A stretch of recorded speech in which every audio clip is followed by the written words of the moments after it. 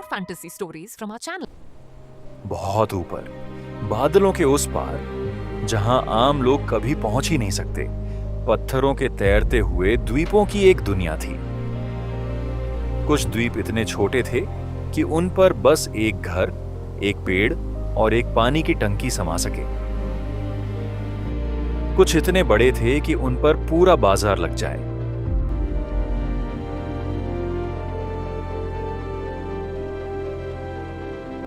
इन तैरते द्वीपों के बीच लकड़ी के पुल थे, रस्सियों के पुल थे और कई ऐसे खाली फासले भी थे जिन्हें देखकर नीचे झांकने की हिम्मत किसी की नहीं होती थी।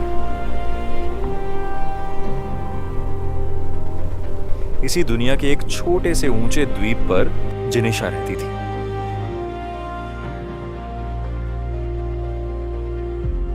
उसका घर बाकी घरों जैसा ही था, लकड़ी का, थोड़ा पुराना, हवा चलने पर हल्का चरमराने वाला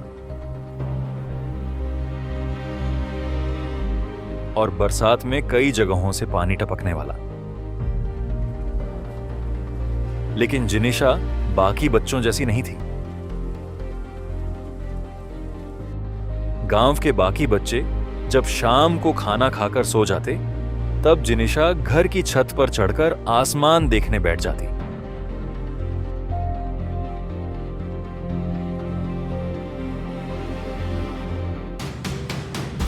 उसे तारों से ज्यादा मजा बादलों को देखने में आता था, क्योंकि उसे हमेशा लगता था कि बादल बस बादल नहीं है, उनके पीछे कुछ है, कोई रास्ता, कोई रहस्य, कोई ऐसी चीज जो सिर्फ उसी को बुला रही है। गांव में बूढ़े लोग ड्रैगन की कहानियां सुनाते थे। बहुत पहले आसमान में बड़े सुनहरे ड्रैगन उड़ते थे।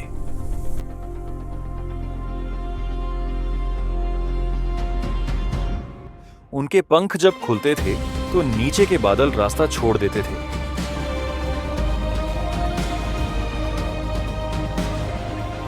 उनकी दहाड़ से तूफान मुड़ जाते थे।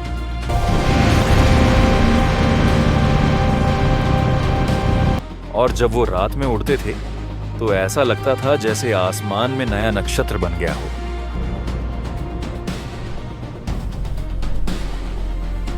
लेकिन फिर कोई कहता, अरे वो सब पुरानी बातें हैं। अगर ड्रैगन होते तो अब तक किसी ने देखे क्यों नहीं? कहानियां अच्छी हैं पर सिर्फ बच्चों को बहकाने के लिए। जिनिशा हर बार चुपचाप सुनती। उसे बुरा लगता था, क्योंकि उसके लिए ड्रैगन सिर्फ कहानी नहीं थी, बल्कि वो रोमांचक रहस्य थे जो अभी तक दुनिया ने छुपा कर रखे थे। एक शाम गांव के ऊपर मौसम अचानक बदल गया।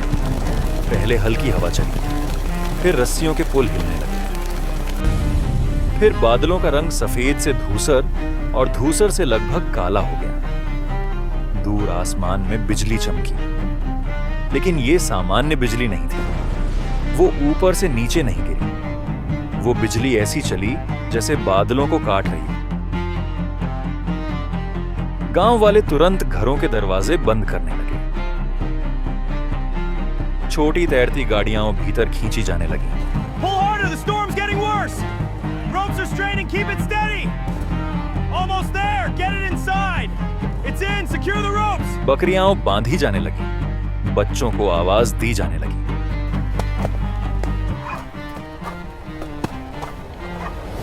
Inside now! Grab the children! I'm scared! This way, to the shelter! Help me! Get in, hold on! एक बूढ़ी औरत ने जिनिशा को देखकर चिल्लाकर कहा, अंदर आजा, ये आम तूफान नहीं है।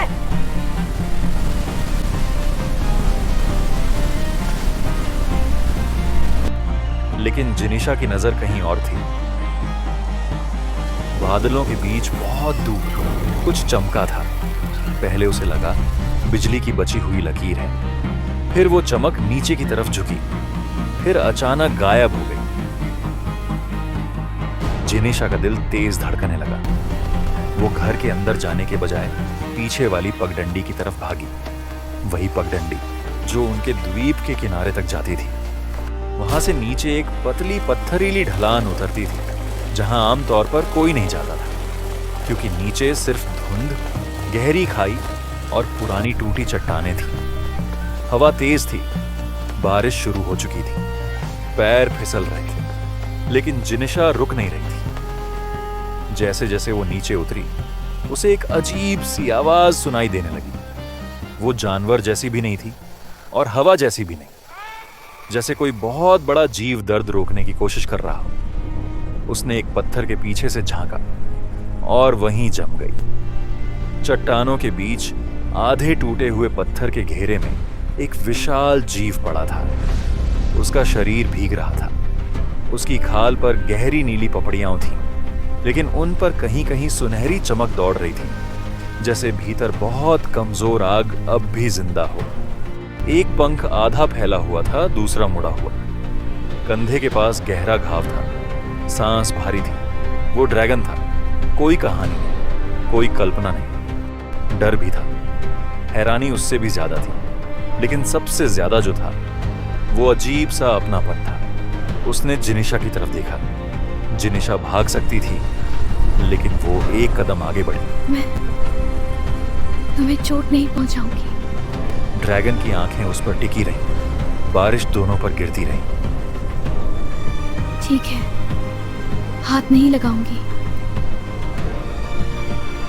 पर मैं जाऊंगी भी नहीं। फिर ड्रैगन ने गर्दन थोड़ी नीचे कर ली। वो हमला नहीं था, वो इजाजत थी। उस रात जिनिशा कई बार ऊपर नीचे दौड़ी, घर से कपड़ा लाई, छोटा पानी का बर्तन लाई, पुराने जड़ी बूटी वाले लेप का डिब्बा लाई जो उसकी दादी छाले और कट के लिए रखा करती थी।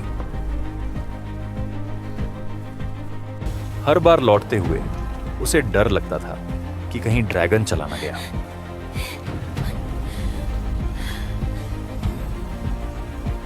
लेकिन वो वहीं था, कमजोर, भारी और अजीब तरह से उस पर भरोसा करता हुआ। जिनिशा ने घाव साफ किया।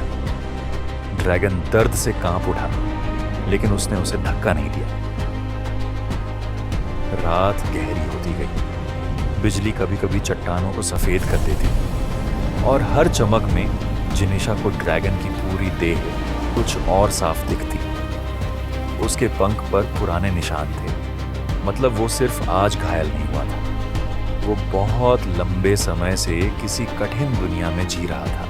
थोड़ी देर बाद ऊपर से आवाजें आने लगी। जिनिशा कहाँ गई? उधर मशाल ले जाओ। गांव वाले उसे ढूंढ रहे थे। जिनिशा ने ड्रैगन की तरफ देखा। अगर लोग उसे देख लेते तो शायद डर जाते, शायद हमला कर देते, या शायद उसे बांधने की कोशिश करते। उसने ड्रैगन से फुसफुसाकर कहा, तुम्हें छुपना होगा। ड्रैगन ने उसे ऐसे देखा जैसे समझ रहा हो। जिनिशा ने जल्दी से कुछ गिरे हुए मोटे कपड़े और पुराने मछली पकड़ने वाले जाल खींचकर ड्रैगन की बगल पर डाल दिए। पूरी तरह छुपा नहीं, पर दूर से वो बस टूटी चट्टानों का ढेर लगे। तू पागल हो गई है क्या? नीचे क्या कर रही थी?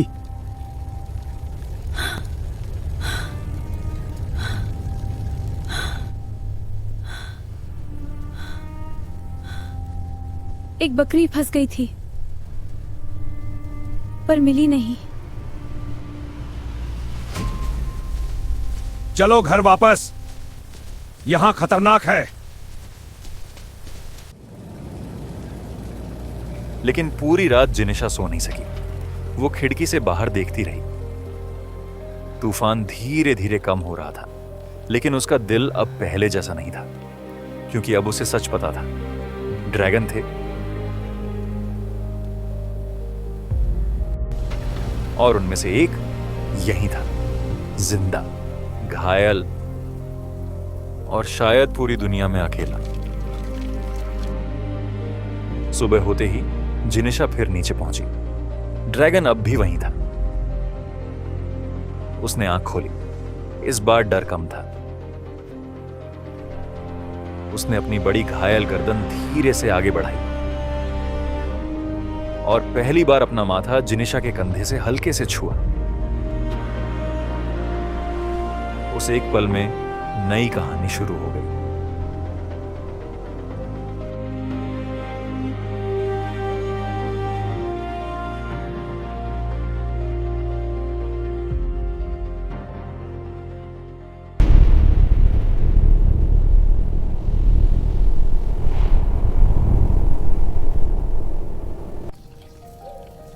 अगले 3 दिन जिनिशा की जिंदगी 2 हिस्सों में बंट गई। ऊपर वाला हिस्सा जहां गांव था, लोग थे, खाना बनता था, रस्सियों के पुल हिलते थे और हर कोई अपनी रोजमर्रा की छोटी सी दुनिया में लगा रहता था।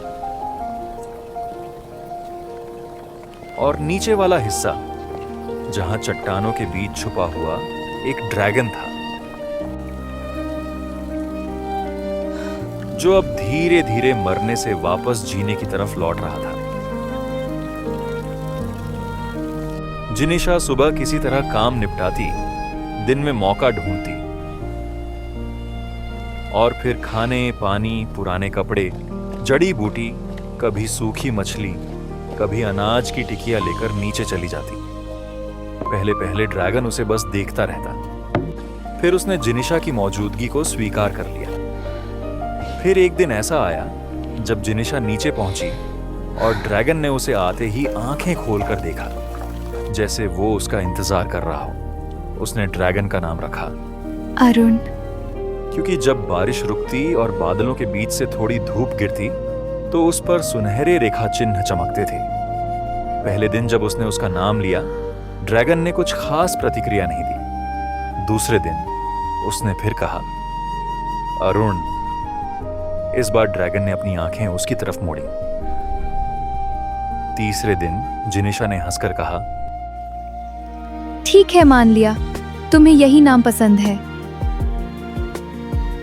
वो दवा लगाते लगाते बातें भी करने लगी थी। जवाब ड्रैगन नहीं देता था, लेकिन उसकी खामोशी अब खाली नहीं लगती थी। कभी जिनिशा गांव के लोगों की बात बताती, कभी छत से दिखने वाले अजीब बादलों के आकार। तुम कहां से आए हो? तुम अकेले क्यों हो? बाकी ड्रैगन कहां गए?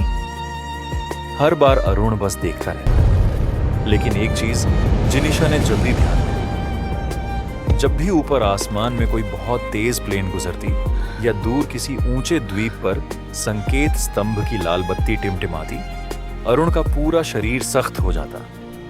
मतलब वो सिर्फ घायल नहीं था, वो किसी चीज से छुप भी रहा था। चौथे दिन जिनिशा जब नीचे पहुंची तो उसने देखा कि अरुण अपने घायल पंख को थोड़ा सा फैलाने की कोशिश कर रहा है।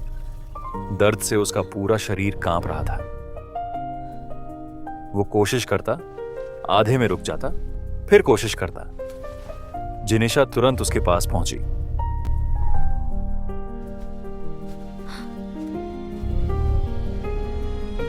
रुको, आराम से, अभी इतनी जल्दी नहीं। लेकिन अरुण ने उसकी बात नहीं मानी। उसने फिर पंख उठाने की कोशिश की। उसे सिर्फ जीवित नहीं रहना था, उसे उड़ना था। जिनिशा ने उसका घाव देखा। ऊपर की परत भर रही थी, लेकिन अंदर अभी भी कमजोरी थी। अगर उसने जल्दी उड़ान भरी तो पंख फिर फट सकता था। उस रात जिनिशा पहली बार अरुण के लिए नया ठिकाना ढूंढने निकली, क्योंकि नीचे वाली पत्थरीली खोखली जगह उसे ज्यादा दिन छुपा नहीं सकती थी। अगर कोई नीचे तक आता तो सब खत्म। वो चट्टानों के नीचे नीचे और आगे गई, जहां आमतौर पर कोई नहीं जाता था। बहुत नीचे, गांव की मुख्य आधार चट्टान के पीछे एक पुरानी दरार थी। दरार इतनी बड़ी कि एक इंसान झुककर अंदर जा सके। जिनिशा ने मशाल लेकर भीतर देखा। अंदर एक लंबी प्राकृतिक गुफा थी। छत ऊंची थी। कई जगह पुराने क्रिस्टल जमे थे जो हल्की नीली रोशनी पकड़ लेते थे।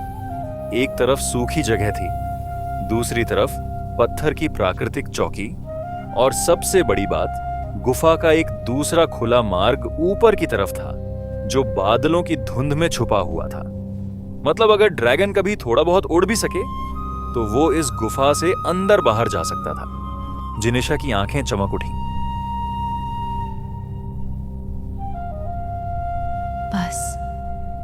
यही है। अगले पूरे दिन उसने अकेले बहुत कठिन काम किया। पुराने मोटे कपड़े खींचे, सूखी घास लाई, रास्ते से ढीले पत्थर हटाए, गुफा के फर्श की नुकीली चट्टानों को एक तरफ किया। जब शाम तक सब कुछ थोड़ा बहुत तैयार हो गया, तब उसे असली चुनौती याद आई, अरुण को यहां लाना। ड्रैगन अभी ठीक से चल भी नहीं पा रहा था। तुम यहाँ नहीं रह सकते, तुम्हें गुफा में जाना होगा। तुम्हें दर्द होगा, पर चलना पड़ेगा। अरुण ने उसकी तरफ देखा, फिर धीरे धीरे उठने की कोशिश की।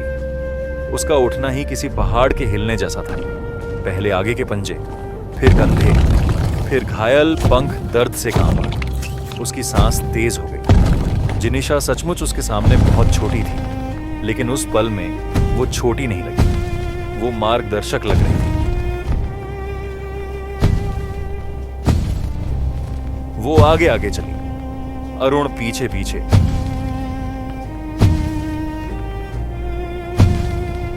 रास्ता कठिन था, कई जगह उसे तिरछा मुड़ना पड़ा। एक बार उसका पंजा फिसला और पूरी चट्टान नीचे गिरती चली गई। जिनिशा का दिल मुंह को आ गया।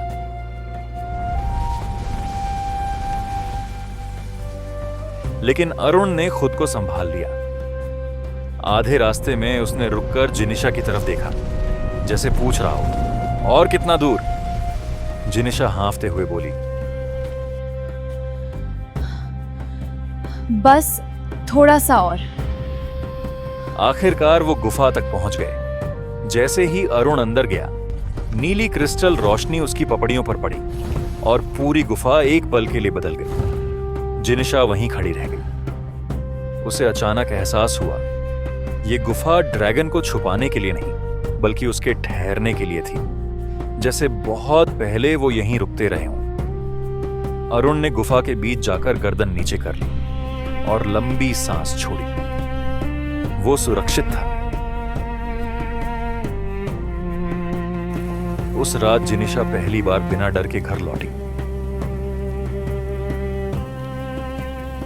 लेकिन अगले दिन साहसिक यात्रा ने पहला बड़ा मोड़ लिया।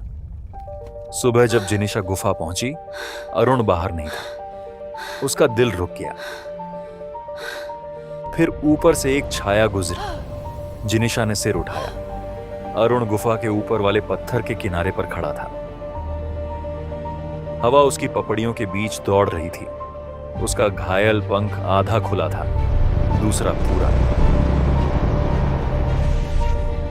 वो उड़ने वाला था। जिनिशा ने चिल्लाकर कहा, अभी नहीं, तुम गिर जाओगे। अरुण ने नीचे उसकी तरफ देखा, फिर एक कदम आगे बढ़ाया। 1 सेकंड के लिए लगा, बस ये गिर गया। फिर दूसरा पंख खुला, वो नीचे डूबा, फिर हल्का ऊपर उठा, फिर डगमगाती उड़ान बनाता हुआ सामने वाले पत्थर के चौड़े हिस्से तक पहुंचा। जिनिशा खुशी से चिल्ला पड़ी, तुम कर सकते हो। अरुण सामने वाले पत्थर पर उतरा।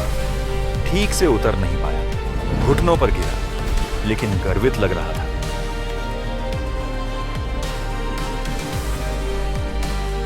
उस दिन से अभ्यास शुरू हुआ। सुबह सूर्योदय से पहले जब गांव वाले सोते थे, जिनिशा गुफा पहुंचती। अरुण छोटी छोटी उड़ानें अभ्यास करता। पहले गुफा के मुहाने से किनारे तक, फिर किनारे से दूसरे पत्थर तक। एक बार तो वो सीधे बादलों की एक पतली परत में घुस गया और जिनिशा उसे एक पल के लिए देख ही नहीं पाई।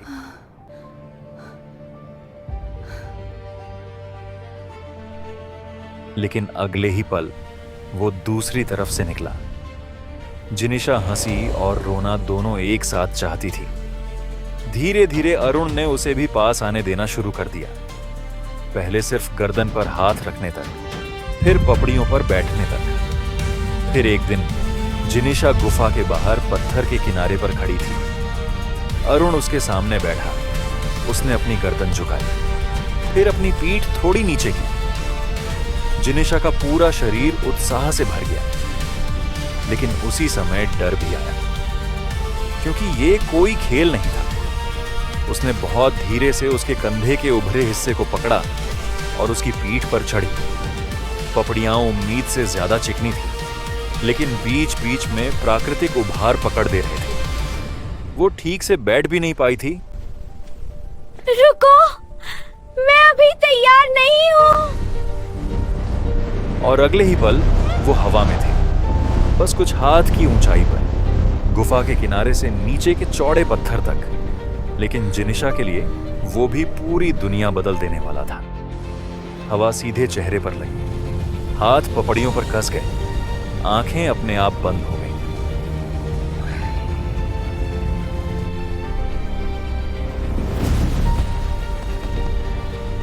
उतरना थोड़ा झटका भरा था। जिनिशा लगभग फिसल गई। जैसे ही वो नीचे उतरी, उसने अरुण को घूर कर कहा, मैंने बोला था ना तैयार नहीं हूँ। अरुण ने उसके जवाब में बस पलक झपकी। जिनिशा कुछ सेकंड तक उसे घूरती रही, फिर खुद ही हंस पड़ी। उस दिन बस उतना ही हुआ। अब उनका संबंध सचमुच बन चुका था, लेकिन जैसे जैसे उनकी गुप्त दुनिया गहरी हो रही थी, ऊपर गांव में शक भी बढ़ रहा था। मैंने रात में नीचे नीली रोशनी देखी थी।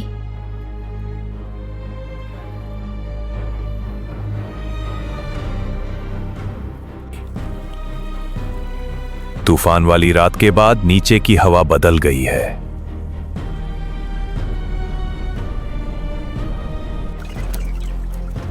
3 रात से ये मुर्गियां चैन से बैठ ही नहीं रही।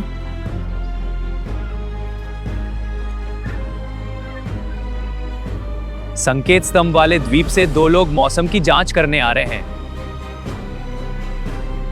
संकेत स्तंभ वाले द्वीप से 2 लोग आने वाले थे मौसम की जांच करने। मतलब अब सिर्फ ड्रैगन को ठीक करना काफी नहीं था, उसे छुपाकर भी रखना था। और उसी शाम जब जिनिशा और अरुण पहली बार लंबा उड़ान अभ्यास करने वाले थे, अरुण अचानक हवा की तरफ सख्त हो गया। उसने सिर उठाया, नथुने फैले, देह सतर्क। जिनिशा ने भी ऊपर देखा।